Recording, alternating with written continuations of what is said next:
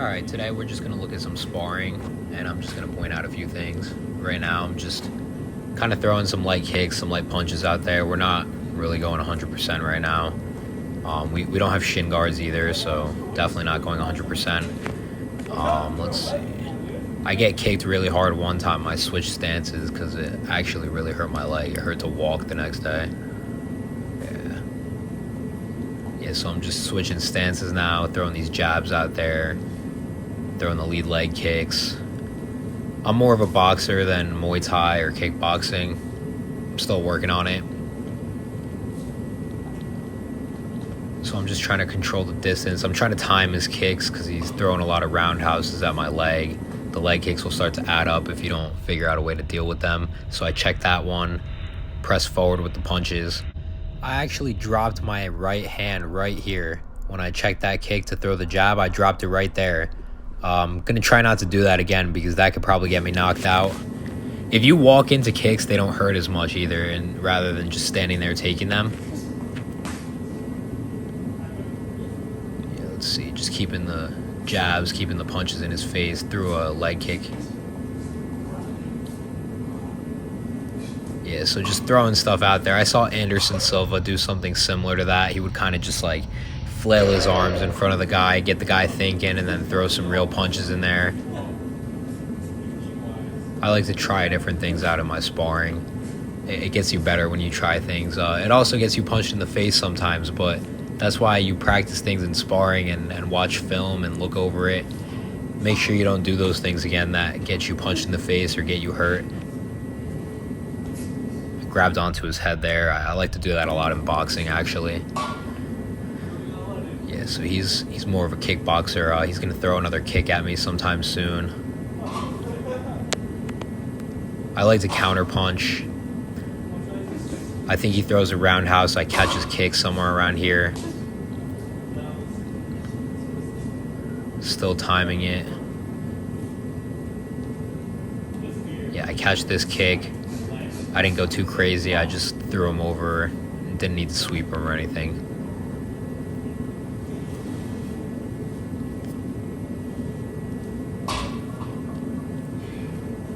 Yeah, so if you notice, once we're out of range, my hands will drop. But once he gets a little closer to me, once he's more in my range, I feel like he could hit me, my hands will come back up to my face. You always want to protect yourself. You never want to just leave your hands down. Unless you're really confident you can knock that guy out, but just throwing some more kicks. Alright, let's see this guy.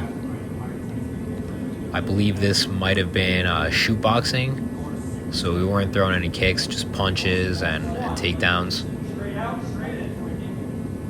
This is a newer guy. I was training him.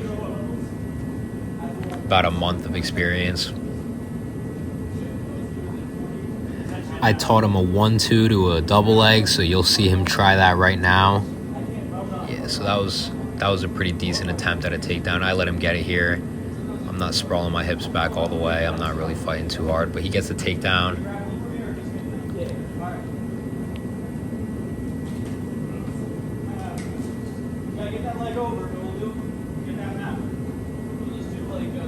Yeah, he steps over to mount. Let's see, I think I gave it a couple more seconds and then I tried to fight out of here. He had a Kimura there, he didn't see it.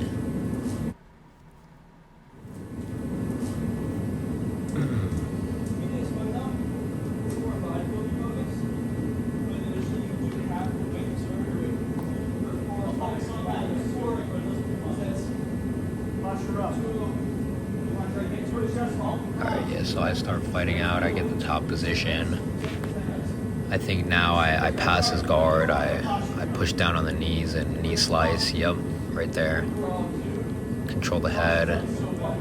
I learned a different way to control side control. With newer guys who are less experienced. Yeah, he gets a good sweep there. With newer guys with less experience, you can get away with head control, both arms over the guy's chest, inside control. But when you're going with the higher level guys, you kind of want to keep both hands on both sides. So one hand on the hip and one under the head. controlling them from there, really hunkering down your chest on their chest, keeping your weight down. Yeah, so I'm just controlling his elbow there, step over to the back.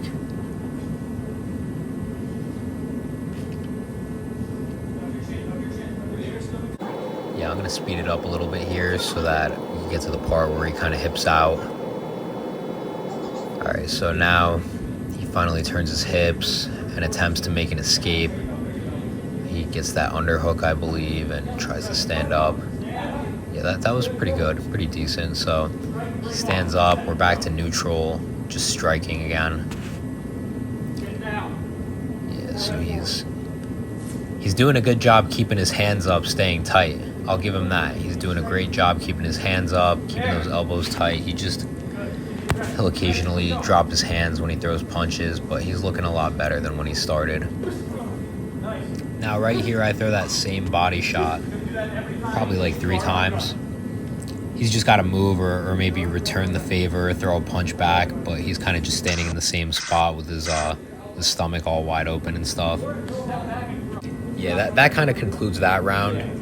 I was kind of just showing him something, and then the round ended. So this guy that I'm sparring right here, he's got, I think, about 6 months of kickboxing experience, but not too much sparring. He wrestled in high school, so I'm expecting a lot more of him in the sparring, honestly.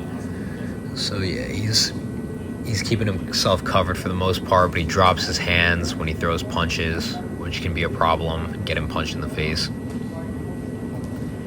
So right now I'm just keeping my jab out there, keeping that hand in front of his face. I'm not really punching too hard right now. It's very, very soft, half-speed punches that I'm throwing right now.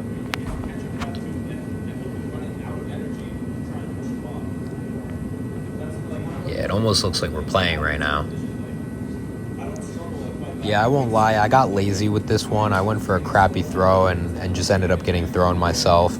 I tried to roll through, but I ended up doing a Granby roll and then fighting to turtle position. Now it's kind of like a dog fight here, so I Granby roll out of that. Good little scramble, and we end up back in neutral boxing position. Yeah, we're both smiling at each other. It was fun. He's just keeping his punches out there, but he keeps dropping his hands. That's the main problem here. Here we go, another wrestling exchange, I believe. He gets the overhook. I'm going to try to use this underhook to keep him off of me and maybe set up something. I take the back there. Yeah. So right here, I let go of that and I go to his hips. I try to get tight. Mat return. I'm just trying to keep him down. So I take the back. I think I finish it here. So we get the tap. Okay, so we stand back up, finish out the rest of the round.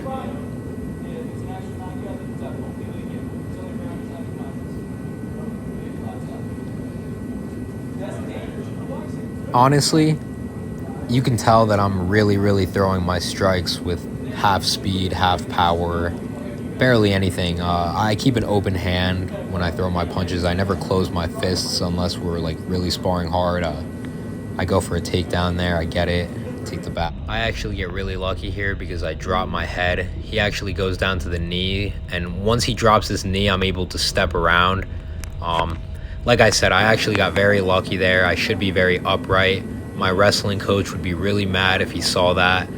Me shooting a double leg with my head straight down into the ground. Yeah, it's not gonna end well if you shoot a takedown like that, so we try to work things like that out of our systems, but I'm trying to maintain the back control. He's very scrambly, but if you glue yourself to the guy's back and stay chest to the center of the back, then you'll remain in control for the most part. I got the one leg in. I let go of the control there. I just went for a different submission. I'm trying to finish this anaconda here. I think I get that. No, I just turned it into. Oh, maybe I did finish it. Oh, there we go. Yeah, so I think I finished that anaconda there. Back to striking.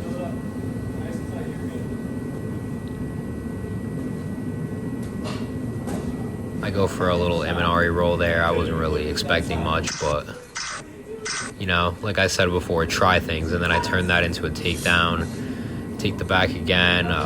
Very, very scrambly, this guy. This pretty much concludes the round and all the sparring that I'm going to be going over today. If you like this type of content, then like, comment, and subscribe and share my videos. Thank you, and I'll see you next time.